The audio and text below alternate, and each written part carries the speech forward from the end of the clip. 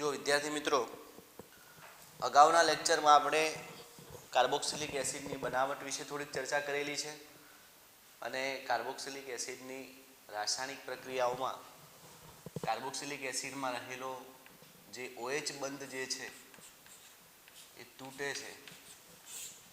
આનો અભ્યાસ આપણે કરેલો છે.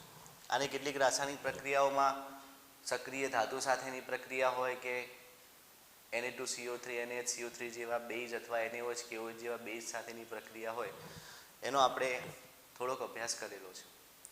હવે એના પછી કાર્બોક્સિલિક એસિડની રાસાયણિક પ્રક્રિયાઓમાં બીજો અગત્યનો મુદ્દો છે કે એવી પ્રક્રિયાઓ કે જેમાં COH બંધ તૂટે છે.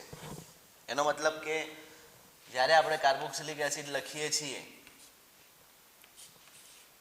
એમાં આ બંધ તૂટવાથી થતી પ્રક્રિયાઓ છે એનો અભ્યાસ આપણે કરવાનો છે.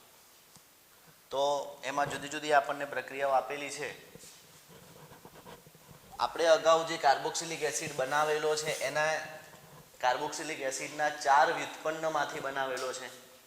આપણે જાણીએ છીએ એનહાઇડ્રાઇડ છે, એસ્ટર છે, એસિડ ક્લોરાઇડ ને એમાઇડ. આ 4 વ્યુત્પન્નમાંથી બનાવેલો છે. હવે આ વ્યુત્પન્નને જો આપણે ગરમ કરીએ તો પાણીનો અણુ દૂર થઈ અને એમાંથી જે તે કાર્બોક્સિલિક એસિડ ફરી પાછો પ્રાપ્ત થાય. કાર્બોક્સિલિક એસિડ જે આપણે 4 વ્યુત્પન્નમાંથી બનાવેલો છે એ જળ વિભાજન કરીને મેળવેલો છે એસિડિક અથવા બેઝિક માધ્યમે, આપણે જાણીએ છીએ. અને જો પાણી જળ વિભાજન કર્યું હોય ફરી પાછો એસિડ મેળવવો હોય તો પાણીના અણુને આપણે દૂર કરી દઈએ તો ફરી પાછો આપણને એસિડ પ્રાપ્ત થાય. તો વારાફરતી 4 પ્રક્રિયાઓનો આપણે પહેલાં જોઈ લઈએ. તો નંબર 1, પહેલી જ પ્રક્રિયા છે એસિડ એનહાઇડ્રાઇડની બનાવટ. એટલે આપણે લખીએ કે કાર્બોક્સિલિક એસિડમાંથી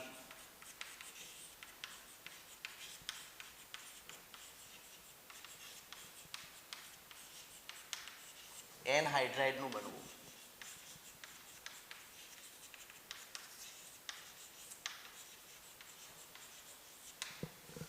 કાર્બોક્સિલિક એસિડ આપણે લઈએ, દાખલા તરીકે RCOOH લઉં છું અને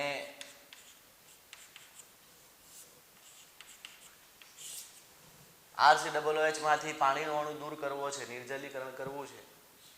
તો નિર્જલીકરણ કરવા માટે ભેજ શોષક પદાર્થ આપણે લઈએ છીએ અને ભેજ શોષક પદાર્થ તરીકે સલ્ફ્યુરિક એસિડનો ઉપયોગ થાય છે અને ઘણીવાર ફોસ્ફરસ પેન્ટોક્સાઇડનો પણ ઉપયોગ થાય છે. આ બંનેમાંથી ગમે તે ઘટકનો આપણે ઉપયોગ ભેજ શોષક તરીકે કરી શકીએ છીએ. અને જ્યારે ભેજ શોષક પદાર્થ આપણે વાપરીશું ત્યારે આમાંથી આવા 2 ઘટકોમાંથી પાણીનો અણુ દૂર થશે. એટલે આવો નવો ઘટક હું બીજો અહીંયા દર્શાવું છું. એટલે આ રીતે હું લખું છું RCOH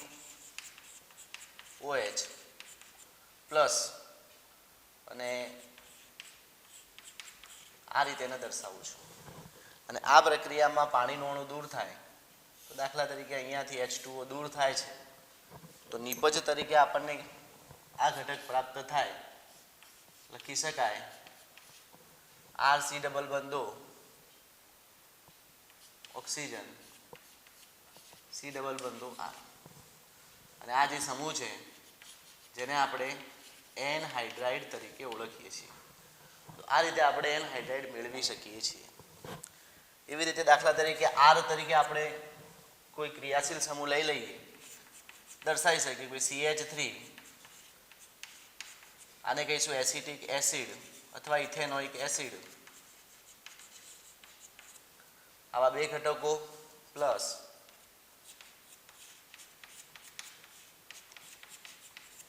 અને ભેજ શોષક પદાર્થ તરીકે દાખલા તરીકે ફોસ્ફરસ પેન્ટોક્સાઇડ લઈએ છીએ તો આમાંથી પણ પાણીનું અણુ દૂર થાય અને નિપજ તરીકે આ ઘટક પ્રાપ્ત થશે. આનું નામ લખવું હોય, સામાન્ય નામ એસિટિક એનહાઇડ્રાઇડ આ રીતે લખાય છે,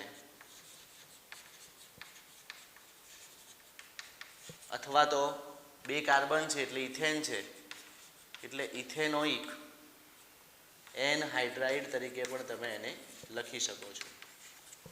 આ સામાન્ય નામ છે ને આ UPSC નામ છે. તો આ ઇથેનોઇક એનહાઇડ્રાઇડ છે એને આપણે બીજી રીતે જો લખવું હોય તો એ લખી શકાય. દાખલા તરીકે હું બધું ભેગું કરીને લખી દઉં છું CH3 CO COO CH3 COCH3 આ રીતે પણ લખી શકાય, અથવા તો આ રીતે પણ લખી શકાય CH3 CO ટ્વાઇસ ઓક્સિજન. આ રીતે પણ આપણે લખતા હોઈએ છીએ. તો આ રીતે આપણે એસિટિક એનહાઇડ્રાઇડને દર્શાવી શકીએ છીએ. તો બંને સરખા ઘટકો લઈ, આ પણ એસિટિક એસિડ છે, આ પણ એસિટિક એસિડ છે, બંને ઘટકો લઈને તમે એનહાઇડ્રાઇડ મેળવી શકો છો. એવી રીતે દાખલા તરીકે જુદા જુદા આપણે ઘટક લઈએ, એસિટિક એનહાઇડ્રાઇડ લઉં છું, પહેલા એસિટિક એસિડ લઉં છું અને સાથે ફોર્મિક એસિડ લઉં છું.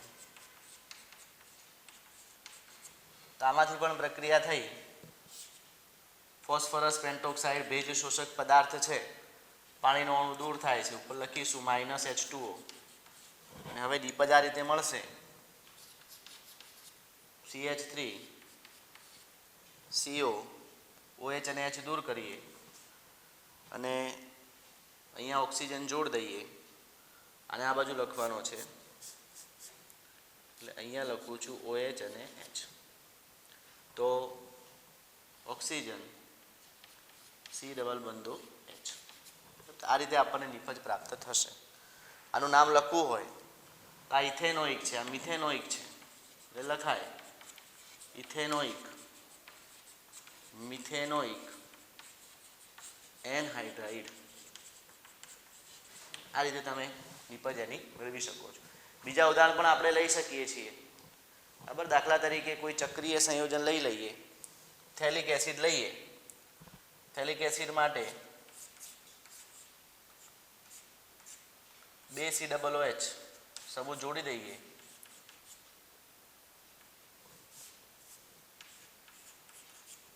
થેલિક એસિડ છે,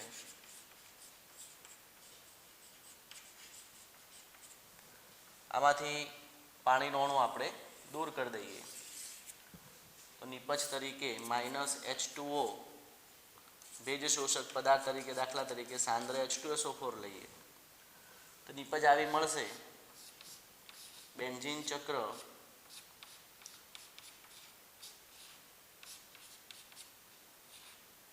આ રીતે આપણે એની નિપજ મેળવી શકીએ છીએ.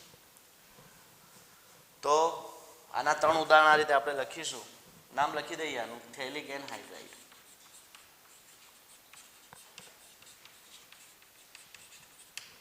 આટલું આપણે નોંધી લઈશું.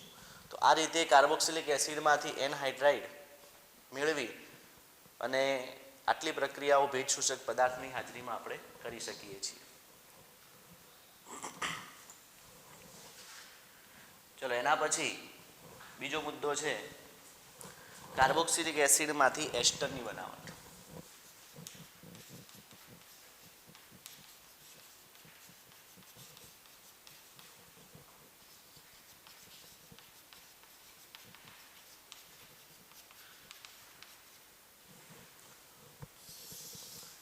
આ પ્રક્રિયાને આપણે નામ આપેલું છે, અગાઉ આપણે ભણેલા છીએ, તેને આપણે એસ્ટરીકરણ તરીકે પણ ઓળખીએ છીએ. એસ્ટરીકરણ પ્રક્રિયામાં આપણે કાર્બોક્સિલિક એસિડ છે એની સાથે આલ્કોહોલ લઈએ છીએ અને આ બંને ઘટકોમાંથી પાણીનો અણુ દૂર થાય, પ્રતિવર્તી પ્રક્રિયા છે. આ પ્રક્રિયા એસિડની હાજરીમાં થાય, સાંદ્ર H2SO4 અથવા ઘણીવાર શુષ્ક HCl પણ વાપરવામાં આવે છે અને પાણીનો અણુ દૂર થઈ. એટલે આ રીતે હું આને દર્શાવું કે વધારે ખ્યાલ આવે. R-OH એટલે આલ્કોહોલ છે,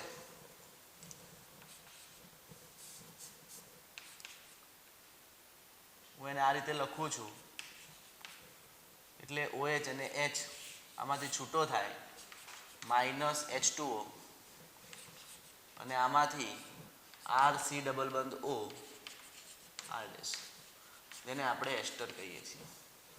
તો આ એસિડ છે, આ આલ્કોહોલ છે. એસિડ અને આલ્કોહોલની પ્રક્રિયા સાંદ્ર H2SO4 અથવા શુષ્ક HCl સાથે. સાંદ્ર H2SO4 એક ખનિજ એસિડ છે, અથવા તો શુષ્ક HCl સાથે આપણે એની પ્રક્રિયા કરીએ તો પાણીનો અણુ દૂર થઈ અને એસ્ટર પ્રાપ્ત થાય. કોઈક ઉદાહરણ આપણે લઈ લઈએ. દાખલા તરીકે CH3 એસિટિક એસિડ લઈએ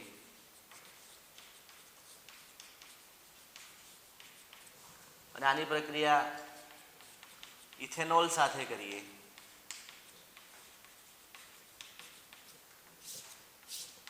H+ ની હાજરીમાં, એટલે કે સાંદ્ર H2SO4 ની હાજરીમાં પ્રક્રિયા કરીએ તો આમાંથી પાણીનો અણુ દૂર થઈ CH3CO અને OCH2CH3.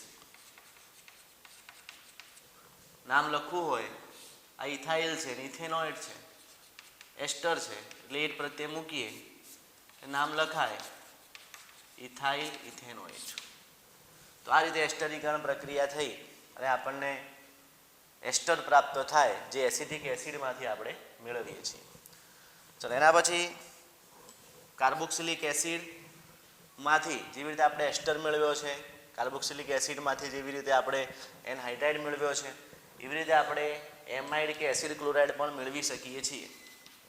તો ત્રીજો વ્યુત્પન્ન આપણે મેળવી લઈએ. કાર્બોક્સિલિક એસિડમાંથી એસિડ ક્લોરાઇડ. તો એસિડ ક્લોરાઇડ પણ આપણે મેળવી શકીએ છીએ. એસિડ ક્લોરાઇડ મેળવવા માટે આપણે જુદા જુદા ઘટકો સાથે કાર્બોક્સિલિક એસિડની પ્રક્રિયા કરીશું. હું ડાયરેક્ટ દાખલા તરીકે ઉદાહરણ લખું છું.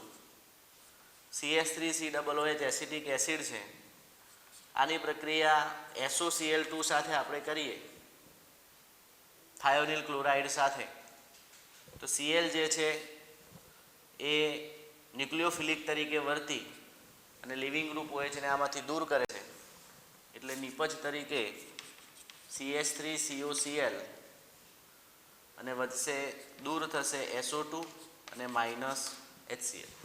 તો આ રીતે આપણને નિપજ પ્રાપ્ત થાય. અને એસિટાઇલ ક્લોરાઇડ લખાય, IUPAC નામ ઇથેનોઇલ ક્લોરાઇડ પણ લખાય અથવા એસિટાઇલ ક્લોરાઇડ તમે લખી શકો છો.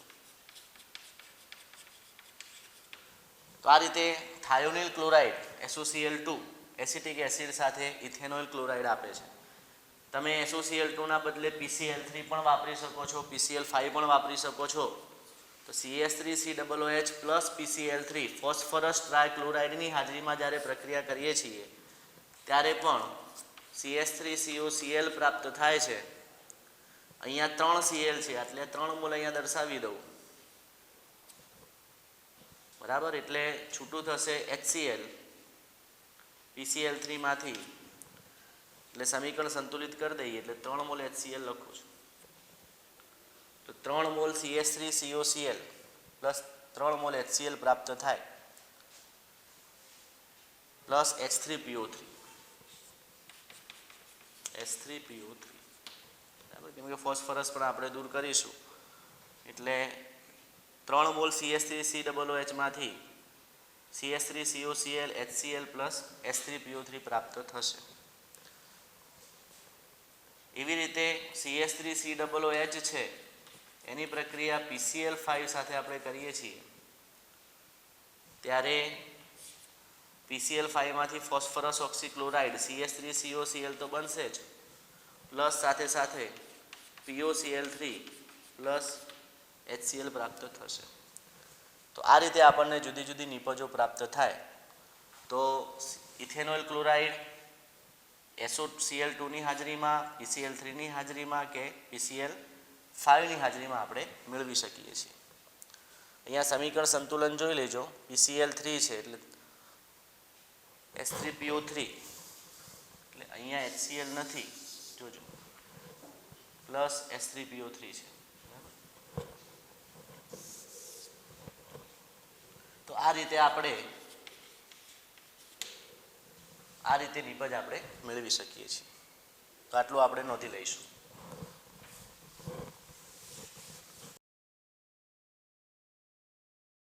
પ્રક્રિયા છે કાર્બોક્સિલિક એસિડમાંથી એમાઇડની બનાવટ. ચોથી પ્રક્રિયા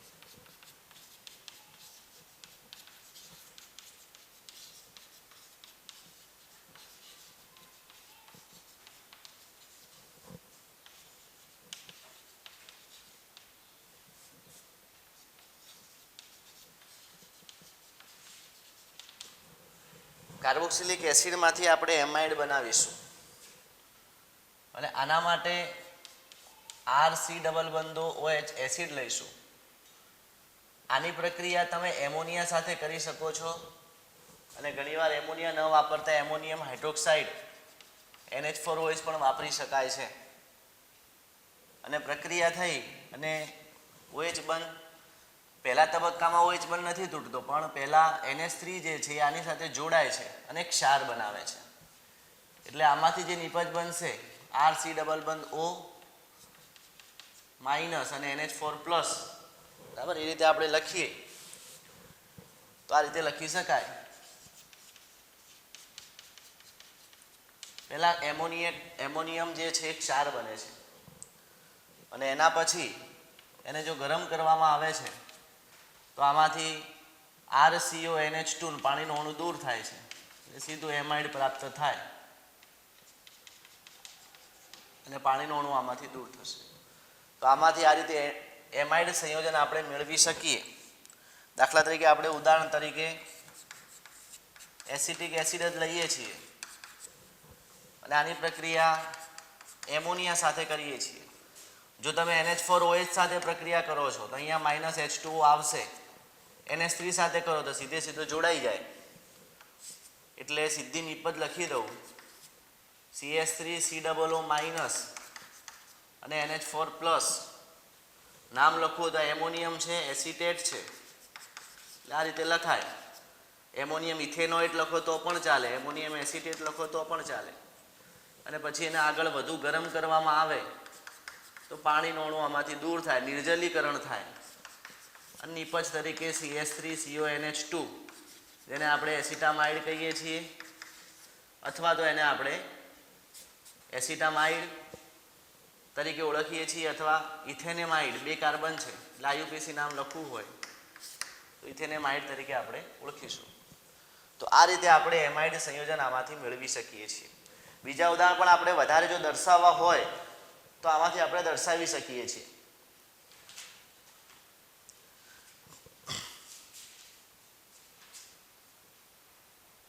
દાખલા તરીકે CH3COOH જેવી રીતે આપણે લીધા છે એવી રીતે બીજા ઘટકો પણ લઈ અને તમે જાતે પણ આનો પ્રયત્ન કરી શકો છો. તો આ રીતે આપણે કાર્બોક્સિલિક એસિડમાંથી એમાઇડ જે છે એ આપણે બનાવી શકીએ છીએ. હવે બીજું એક સંશ્લેષણ થેલિમાઇડનું છે એ પણ આપણે જોઈ લઈએ. થેલિક એસિડમાંથી આપણે એનહાઇડ્રેટ મેળવી લઈએ. થેલિક એસિડનું સૂત્ર આપણે જાણીએ છીએ COOH. થેલિક એસિડ છે પ્લસ એમોનિયા સાથે આપણે પ્રક્રિયા કરીએ, 2 મોલ એમોનિયા આની સાથે જોડાશે અને નિપજ તરીકે COO NH4 plus minus plus ક્ષાર આપશે. એમોનિયાની સાથે જોડાઈ જશે. એમોનિયમ થેલેટ જેને આપણે કહીશું, જેને આપણે ઊંચા તાપમાને ગરમ કરીશું તો -2 મોલ H2O દૂર થશે. એટલે બેન્ઝીન ચક્ર ઉપર આમાંથી H2O દૂર કરીએ, આમાંથી H2O દૂર કરીએ તો 2 CONH2 પ્રાપ્ત થશે અને આને એમોનિયમ થેલેટ છે એમાંથી થેલેમાઇડ મળશે. અને જો વધારે ગરમ કરવામાં આવે તો આ રીતની નિપજ પ્રાપ્ત થાય. COO NH2 છે એમાંથી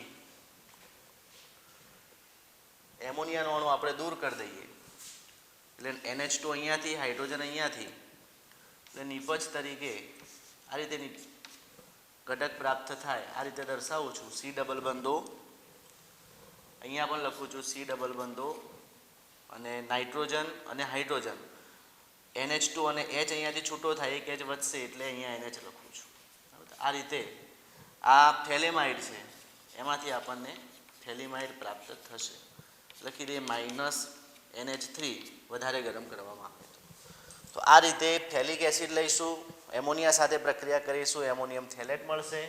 ગરમ કરીશું, પાણીનું અણુ દૂર થશે, એમાંથી થેલેમાઇડ મળશે. અને ફરી વધારે ગરમ કરીશું તો એમોનિયાનું અણુ દૂર થઈ અને થેલિમાઇન મળશે. તો આ રીતે પણ આપણે એમાઇડ ઘટક મેળવી શકીએ છીએ.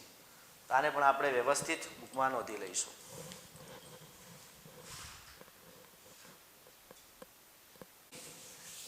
એ OH બંધ તૂટવાથી થતી હતી અને આના પછીની આ જે પ્રક્રિયાઓ જોઈએ COH બંધ તૂટવાથી થતી પ્રક્રિયાઓ છે. આના સિવાય બીજી પણ પ્રક્રિયાઓ છે કે જેમાં COOH સમૂહ આખી પ્રક્રિયા કરે છે, અથવા તો બેન્ઝીન વલય જ્યારે આપણે લેતા હોઈએ ત્યારે એની અંદર પણ પ્રક્રિયાઓ થતી હોય છે. તો એવી પ્રક્રિયાઓમાં કે જેમાં COOH સમૂહ ભાગ લે છે,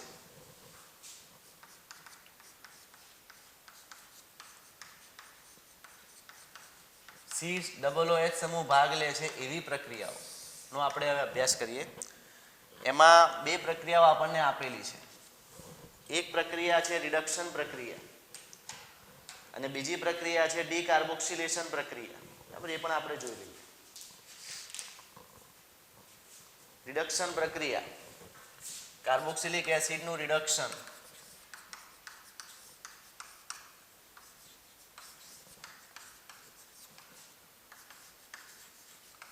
કાર્બોક્સિલિક એસિડનું રિડક્શન કરવા માટે જુદા જુદા રિડક્શન કર્તાનો આપણે ઉપયોગ કરીશું, જેમાં પ્રબળ રિડક્શન કર્તા તરીકે આપણે વાપરીએ છીએ લિથિયમ એલ્યુમિનિયમ હાઇડ્રાઇડ, અને જેમાં માધ્યમ આપણે વાપરીએ છીએ ઇથર. ઘણીવાર THF પણ વપરાય, ટેટ્રાહાઇડ્રોફ્યુરાનનો પણ ઉપયોગ કરી શકાય. બરાબર, અથવા તો બીજો રિડક્શન કરતા તરીકે ડાયબોરેન પણ આપણે વાપરી શકીએ છીએ. B2H6 બોરેનનો ઉપયોગ પણ આપણે કરી શકીએ છીએ, જેમાંથી કાર્બોક્સિલિક એસિડનું રિડક્શન થઈને આપણને સીધો આલ્કોહોલ પ્રાપ્ત થાય. લખી શકાય કે ભાઈ RCOOH છે, અહીંયા લખી દઉં લિથિયમ એલ્યુમિનિયમ હાઇડ્રાઇડ ઇથરની હાજરીમાં પ્રક્રિયા થાય તો સીધું જ RCOOH છે એનું રૂપાંતર RCH2OH માં થાય. રિડક્શન ઓક્સિજનનું દૂર થવું, હાઇડ્રોજનનું ઉમેરાવું. આ રીતે આપણને 1 ડિગ્રી આલ્કોહોલ પ્રાપ્ત થશે. દાખલા તરીકે કોઈ ઉદાહરણ લખીએ કે ભાઈ CH3CH2COOH છે, આનું તમે રિડક્શન કરો છો લિથિયમ એલ્યુમિનિયમ હાઇડ્રાઇડની હાજરીમાં, પર લખીએ રિડક્શન પ્રક્રિયા છે તો COOH સમૂહનું રૂપાંતર CH2OH માં થઈ જશે. એટલે CH3CH2CH2OH પ્રોપેન 1 ઓલ આપણને પ્રાપ્ત થશે. તો આ રીતે કાર્બોક્સિલિક એસિડ જે છે એનું રિડક્શન પ્રક્રિયા થઈ અને આ રીતે આલ્કોહોલ આપણે મેળવી શકીએ છીએ. એક બીજી પણ રિડક્શન પ્રક્રિયા છે જે તમે ધોરણ 11માં ભણી ગયા છો, કોલ્બે વિદ્યુત વિભાજન, કોલ્બે ઇલેક્ટ્રોલિસિસ વિદ્યુત વિભાજન, અથવા ટૂંકમાં આપણે KES તરીકે પણ ઓળખીએ છીએ, કોલ્બે ઇલેક્ટ્રોલિસિસ સિન્થેસિસ તરીકે પણ ઓળખીએ છીએ. એના દ્વારા આપણે સંશ્લેષણ કરીએ છીએ. કોલ્બે વિદ્યુત વિભાજન પ્રક્રિયા છે, અને વિદ્યુત વિભાજન પ્રક્રિયા હોવાથી એમાંથી એનોડ અને કેથોડ ઉપર જે તે આપણને નિપજ પ્રાપ્ત થાય છે, અને એનોડ ઉપર બમણા કાર્બન ધરાવતો આલ્કેન મળે છે. જે એસિડમાં આપણે કાર્બન લીધા છે એમાં બમણા કાર્બન ધરાવતો આલ્કેન મળે છે, અને કેથોડ જે છે એના ઉપર હાઇડ્રોજન વાયુ મળે છે. આ પ્રક્રિયા થાય છે. દાખલા તરીકે RCOOH છે, એનો ક્ષાર લેવામાં આવે તો RCOO માઇનસ Na પ્લસ લખી દઉં, અને આનું જ્યારે વિદ્યુત વિભાજન કરવામાં આવે છે, આમાં બે આયનો છે, RCOO માઇનસ છે, Na પ્લસ છે, અને RCOO માઇનસ છે જેના ઉપર 6 ઇલેક્ટ્રોન છે એટલે માઇનસ વીજભાર છે.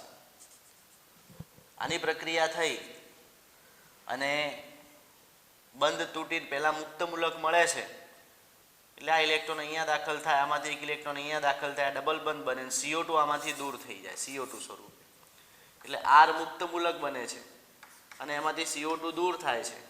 અને આવા બે મુક્ત મૂલક ભેગા થાય છે, બે મુક્ત મૂલક, એટલે અહીંયા લખી દઈએ R પ્લસ R, એટલે એમાંથી આપણને R પ્લસ R બે મુક્ત મૂલક ભેગા થઈ અને બંધ બનાવી અહીંયા જેટલા R લીધા હોય, જેટલા કાર્બન લીધા હોય એના કરતાં બમણા કાર્બન ધરાવતો આલ્કેન મળે. આ પ્રક્રિયાથી મિથેન મેળવી શકાતો નથી.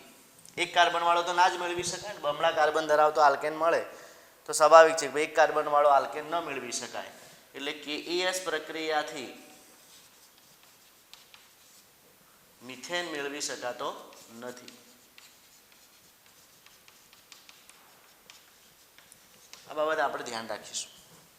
આ પ્રક્રિયા જે છે COO માઇનસ કરે છે. COO માઇનસ જે એનોડ તરફ આકર્ષાય છે, કેમ કે એનોડ એ પ્લસ છે અને એનોડ ઉપર આલ્કેન પ્રાપ્ત થાય છે.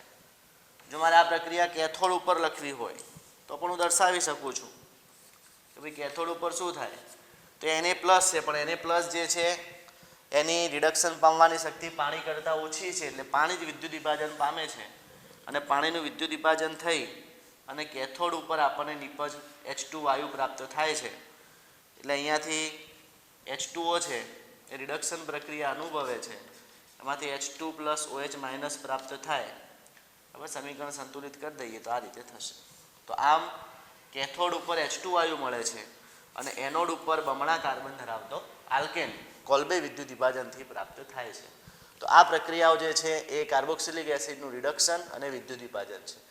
કાર્બોક્સિલિક એસિડનું રિડક્શન લિથિયમ એલ્યુમિનિયમ હાઇડ્રાઇડ અથવા તો ડાયબોરેનની હાજરીમાં કરવાથી 1 ડિગ્રી આલ્કોહોલ મળે છે, જ્યારે કોલ્બે વિદ્યુત વિભાજનથી વિદ્યુત વિભાજન થઈ અને બમણા કાર્બન ધરાવતો આલ્કેન અને એનોડ ઉપર અને કેથોડ ઉપર આપણે H2 વાયુ મેળવી શકીએ છીએ. તો આ એની પ્રક્રિયા છે. ચલો એના પછી હાઇડ્રોકાર્બન ભાગમાં વિસ્થાપન પ્રક્રિયાઓ આપણે જોવાની છે, જેમાં બે પ્રક્રિયાઓ આપણને આપેલી છે, એ પણ જોઈ લઈએ.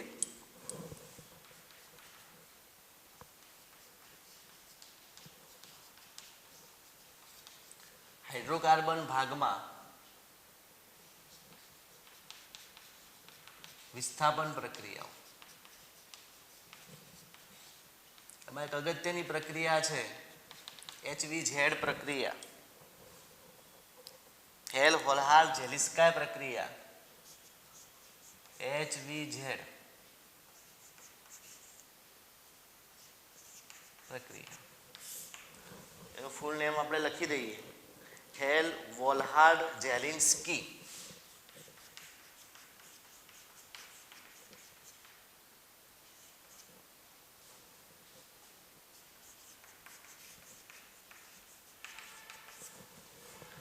હેલ-વોલ્હાર્ડ-ઝેલિન્સ્કી પ્રક્રિયા, એટલે એને ટૂંકમાં આપણે HVZ તરીકે ઓળખીશું.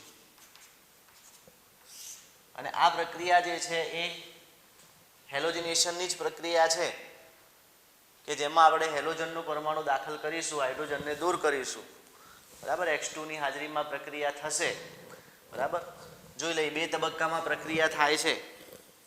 તો આ પ્રક્રિયા માટે બીજી એક શરત છે કે આ પ્રક્રિયા થવા માટે કાર્બોક્સિલિક એસિડ પાસે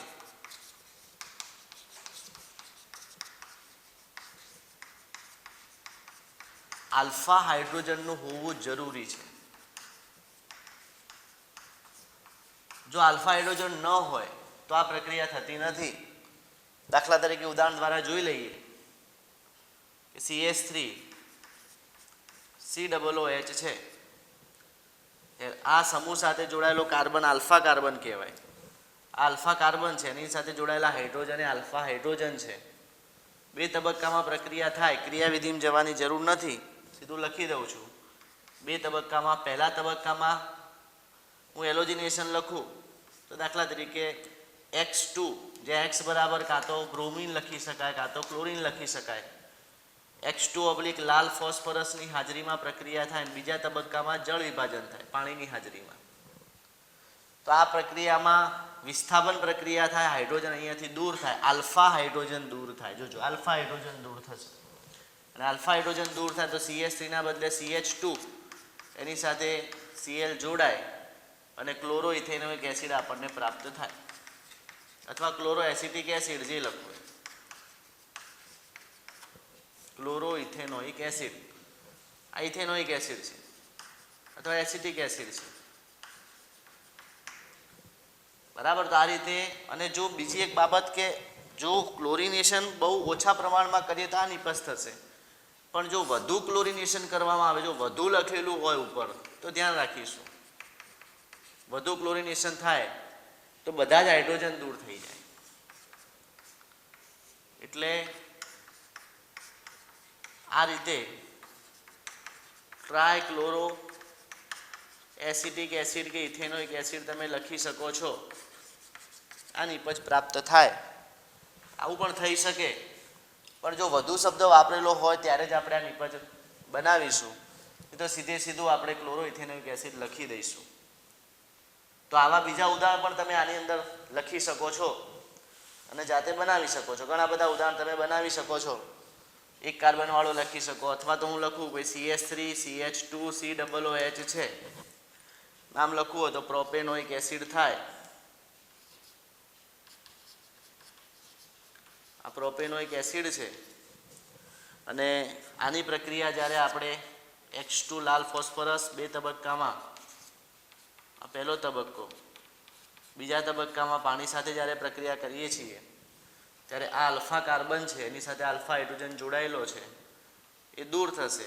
હું અહીંયા Cl2 લખી દઉં છું તો -HCl થાય અને એક Cl આની સાથે જશે, એક Cl અહીંયા જોડાશે એટલે નિપજ આપણને આવી મળશે CH3 CHCl COOH. નામ લખવું હોય 2-chloro-propanoic acid.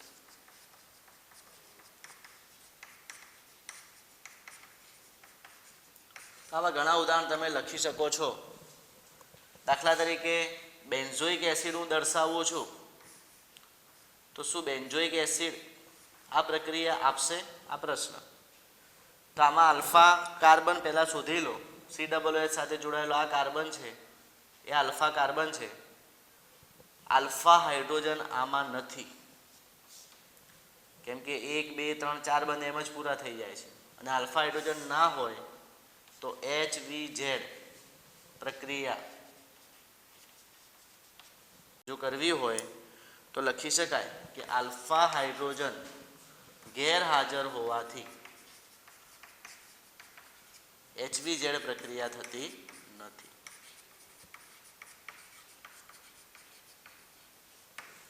આ રીતે આપણે એને લખી શકીએ છીએ. ચલો દાખલા તરીકે બીજું એક ઉદાહરણ લખી દઈએ. ચક્રીય સંયોજન લઈએ CH2COOH. નામ લખવું હોય તો આ ફિનાઇલ લખાય. ફિનાઇલ એસિટિક એસિડ છે અને ફિનાઇલ એસિટિક એસિડની આપણે HVZ પ્રક્રિયા કરીએ. દાખલા તરીકે બ્રોમિનેશન લખીએ Br2 બરાબર, અને લાલ ફોસ્ફરસની હાજરી પહેલો તબક્કો, બીજા તબક્કામાં H2.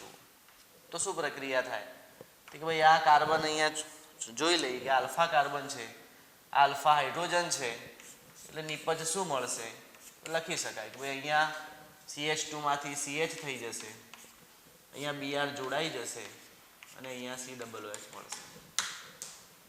અહીંયા તમે જોઈ શકો છો કે આ કાર્બન જે છે એક બાજુ COOH સમૂહ છે, એક બાજુ Br છે, એક હાઇડ્રોજન છે અને એક ચક્ર છે.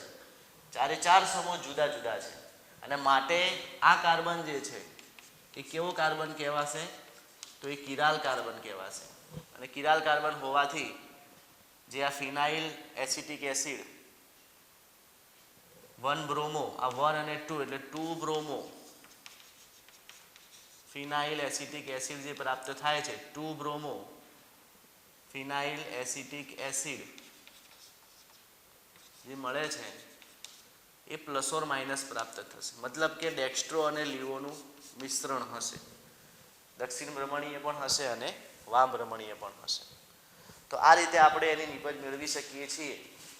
ચલો દાખલા તરીકે બીજું એક આવું સંયોજન લઈએ છીએ. અહીંયા લખી દઉં COOH, લખી દઉં હાઇડ્રોજન. જોઈ શકાય કે આ આલ્ફા કાર્બન છે એટલે આલ્ફા હાઇડ્રોજન હાજર છે અને આનું ક્લોરિનેશન તમે કરો છો ઉપરના શરતો મુજબ 2 તબક્કામાં તો પણ નિપજ પ્રાપ્ત થશે. COOH છે ને હાઇડ્રોજન દૂર થઈ અને ત્યાં Cl જોડાઈ જશે. બરાબર. તો અહીંયા કિરાલ કાર્બન આ નથી, આ કિરાલ કાર્બન નથી કારણ કે એક COOH સમૂહ છે, એક Cl છે, અને આ બાજુ જઈએ છીએ સરખા સરખા સમૂહ આગળ પ્રાપ્ત થાય છે. આપણે ભણ્યા છીએ હેલો આલ્કેન હેલો એરિનમાં, અને આ કિરાલ કાર્બન નથી એટલે આમાં પ્લસ ઓર માઇનસ નિપજ મળતી નથી. તો આ રીતે પણ આપણે જે હાઇડ્રોકાર્બન ભાગમાં વિસ્થાપન પ્રક્રિયાઓ છે જેને HVZ હેલ હોલહાર્ડ ઝેલિન્સ્કી પ્રક્રિયા તરીકે ઓળખીએ છીએ એ આપણે મેળવી શકીએ. આટલું આપણે નોંધી લઈશું.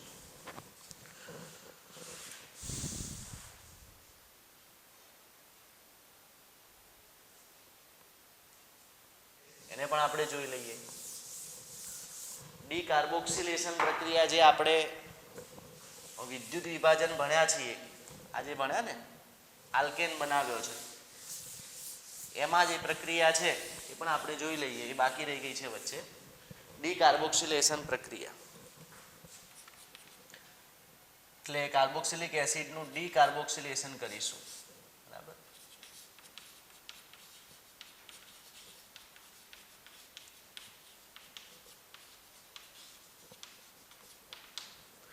સોડા લાઇમની હાજરીમાં ડીકાર્બોક્સિલેશન પ્રક્રિયા છે એમાં દાખલા તરીકે RCOO એને આપણે લઈએ છીએ. આની પ્રક્રિયા સોડા લાઇમની હાજરીમાં કરીએ છીએ. સોડા લાઇમ એ NaOH અને COO નું 3:1 પ્રમાણનું મિશ્રણ છે. અને ડીકાર્બોક્સિલેશન આ કાર્બોક્સિલ સમૂહ આમ તો કહીએ આપણે જો RCOOH હોય તો એમાંથી આ COO છે CO2 સ્વરૂપે દૂર થાય છે અને સીધી જ આપણને નિપજ પ્રાપ્ત થાય. હું અહીંયા દાખલા તરીકે Na ના બદલે H લખી દઉં તો નિપજ તમે લખી શકો કે CO2 દૂર થાય એટલે RH મળે. બરાબર ને CO જે છે CO2 સ્વરૂપે COO દૂર થઈ જાય માટે COOH નું RH માં રૂપાંતર થયું. COOH સમૂહ અહીંયાથી રિમૂવ થઈ ગયો એટલે આપણે ડીકાર્બોક્સિલેશન પ્રક્રિયા તરીકે ઓળખીએ છીએ. બુકની અંદર આ રીતે લખેલું છે. દાખલા તરીકે RCOO Na સોડા લાઇમની હાજરીમાં પ્રક્રિયા NaOH પ્લસ CaO એનું મિશ્રણ લઈએ તો આમાંથી સીધું જ RH મળે અને Na2CO વિઘટન થઈને CO2 વાયુ દૂર થાય કાર્બોનેટમાંથી એટલે ડીકાર્બોક્સિલેશન પ્રક્રિયા તરીકે આપણે એને ઓળખીએ છીએ. તો આ પણ એક આલ્કેન મેળવવાની પ્રક્રિયા છે. પણ આની ખાસિયત છે કે જેટલા કાર્બનવાળો આપણે અહીંયા ઘટક લઈએ છીએ એનાથી એક કાર્બન ઓછો, કેમ કે એક કાર્બન તો CO3 માં જતો રહેશે. દાખલા તરીકે હું લખું કે CH3COOH છે ઇથેનોઇક એસિડ છે 2 કાર્બન વાળો અને ઇથેનોઇક એસિડનું તમે સોડા લાઇમની હાજરીમાં પ્રક્રિયા કરો તો શું થાય તો કે CH3COOH માંથી CH4 મળે અને NO2CO3 દૂર થઈ જાય. એટલે અહીંયા તમે લીધો છે ઇથેનોઇક એસિડ પણ એમાંથી કયો આલ્કેન મળે છે તો મિથેન મળે છે. તો આનાથી તમે મિથેન બનાવી શકો છો. આપણે જો કે કોલબેમાંથી મિથેન ના મળે પણ આ પ્રક્રિયામાંથી તમે મિથેનને મેળવી શકો છો. તો આ પણ એક અગત્યની પ્રક્રિયા છે. બરાબર. તો ઘણી બધી રાસાયણિક પ્રક્રિયાનો આપણે અભ્યાસ કર્યો છે. હવે વલય વિસ્થાપનની એક પ્રક્રિયા બાકી છે એ પણ આપણે જોઈ લઈએ.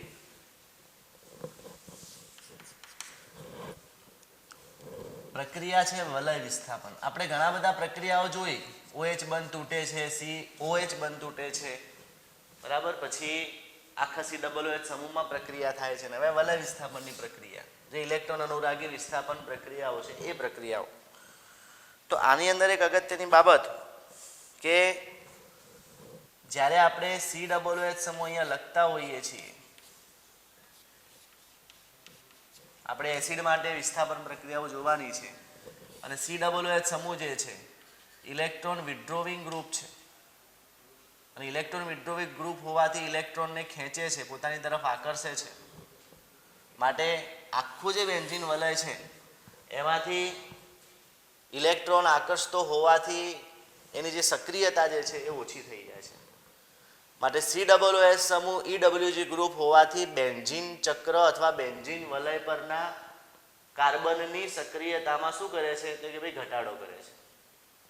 અને સક્રિયતામાં ઘટાડો કરતો હોવાથી આવી જે પ્રક્રિયાઓ છે એ કેટલીક પ્રક્રિયાઓ દાખલા તરીકે ફ્રીડલ ક્રાફ્ટ પ્રક્રિયા છે જેને આપણે FC ટૂંકમાં બોલીએ છીએ. FC આલ્કાઇલેશન અથવા તો FC એસાઇલેશન જેવી પ્રક્રિયાઓ આપતા નથી. યાદ રાખજો.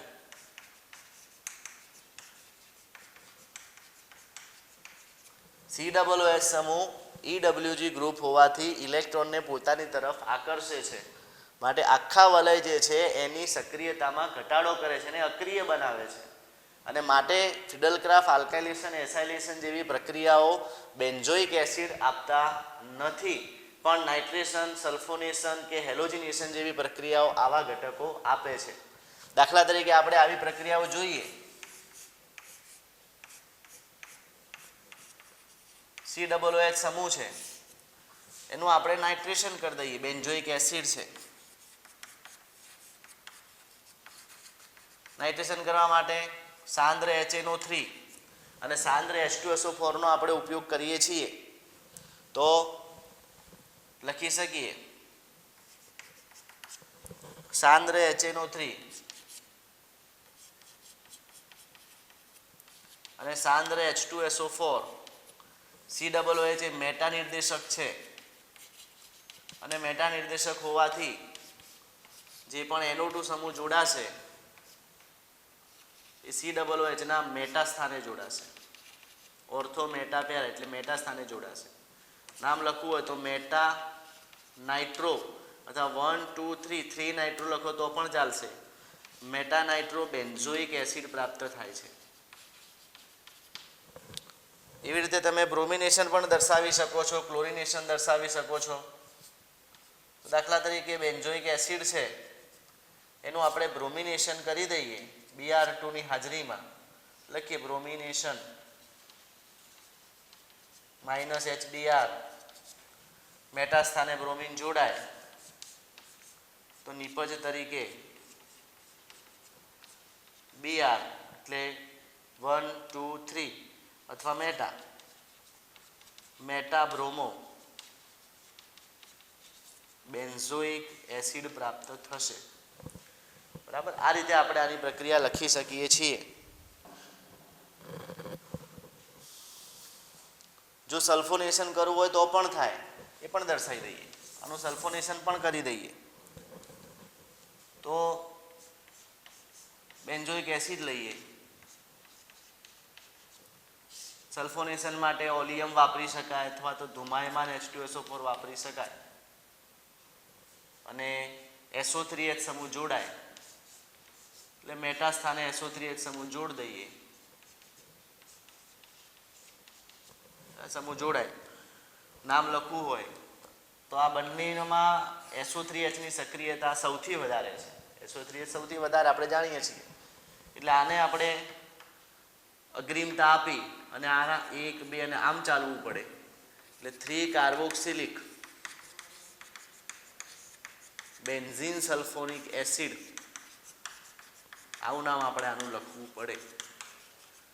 તો આ રીતે વલયમાં પ્રક્રિયા થઈ, નાઇટ્રેશન થઈ નાઇટ્રો સમૂહ, બ્રોમિનેશન થઈ બ્રોમો સમૂહ, અને આ સલ્ફોનેશન થઈ SO3H સમૂહ જોડાઈ અને જે તે નિપજ આપણને પ્રાપ્ત થશે. નોંધી લઈશું.